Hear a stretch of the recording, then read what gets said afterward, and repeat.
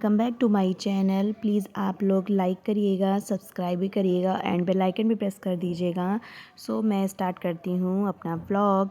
और मैं यहाँ पे हो रही थी रेडी, क्योंकि मुझे जाना था अपनी मम्मी के घर, यानी कि मुझे मायके आना है। तो उसकी खुशी में मुझे बहुत जल्दी जल्दी से रेडी होना पड़ रहा है, क्योंकि मुझे बहुत जल्दी निकलना था वहाँ से। और मैं यहाँ पे हो चुकी हूँ पूरी तरीके से रेडी।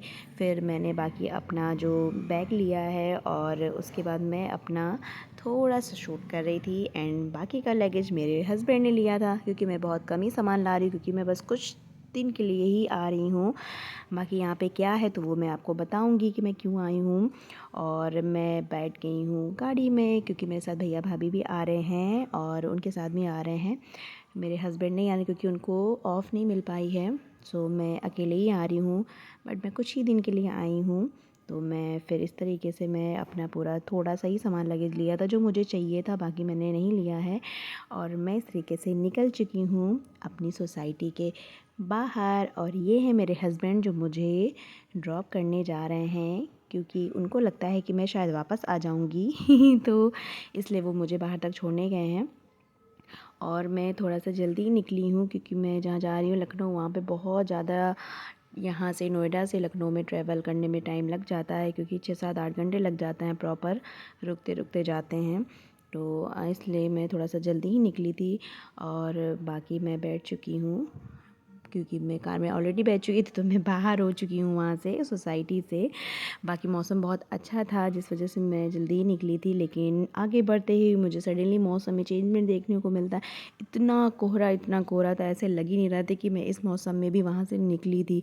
अगर ऐसा मौसम होता तो मैं वहाँ से इतनी जल्दी नहीं भी निकलती। बाकी इतना कोहरा था, बस थोड़ा सा ही आगे आए थे, लेकिन इतना ज़्यादा ही बादल और कोहरा था, ऐसा लग रहा था 6 बज रहे हों सुबह के। बाकी फिर नेक्स्ट स्टॉपेज जो हम लोगों का पहला पड़ा वो था मथुरा। यहाँ पे हम लोगों ने चाय और पकौड़ियाँ जो लेना था वो सब खाया। बाकी यहाँ पे बहुत अच्छी अच्छी चीज़ें थी, बच्चों की बहुत छोटे छोटे खिलौने भी रखे थे। जितनी जगह थी इन्होंने हाईवे पे रोका हुआ था। बाकी जो क्यूटी सी प्रिंसेस थी वहाँ पे गाड़ी में। और ये है उसका भाई जो अपनी हेयर स्टाइल मुझे दिखा रहा था कि चाची देखो मैंने न्यू लुक किया है। क्यूटी सा था, क्योंकि मैं उसके साथ बहुत अच्छे से हिल मिल गई हूँ। और दोनों आपस में लड़ रहे थे कि मुझे अभी ये अपना चश्मा दो, वो ऐसे करके रास्ते पता ही नहीं चला कि कितनी जल्दी मेरा रास्ता कट गया था, क्योंकि 6-7 घंटे मुझे ट्रैवल करने में बहुत दिक्कत होती है। और फिर उन लोगों के साथ मुझे टाइम का पता ही नहीं चला है। बाकी फिर मैं वहाँ पे समझ लीजिए वहाँ से मैं निकली, तो मैं अब पहुँच गई हूँ नेक्स्ट स्टॉपेज आगरा आने वाला है मेरा। समथिंग आगरा आने ही वाला, क्या है आगरा आ ही गया है। और वहाँ पे जब मैं टोल क्रॉस कर रही थी, देन वहाँ पे इतने प्यारे वॉल हैंगिंग थे जो बहुत अच्छे लग रहे थे मुझे। मैंने फ़र्स्ट टाइम ही देखे थे, बड़े अच्छे लग रहे थे। और मैं टोल आगरा में एंट्री कर चुकी थी, क्योंकि मैं वहाँ से मथुरा से बहुत ज़्यादा दूर नहीं है आगरा। और वहाँ से आने के बाद मैंने फिर आगरा क्रॉस किया, क्योंकि वहाँ पे थोड़ी सी भीड़ थी।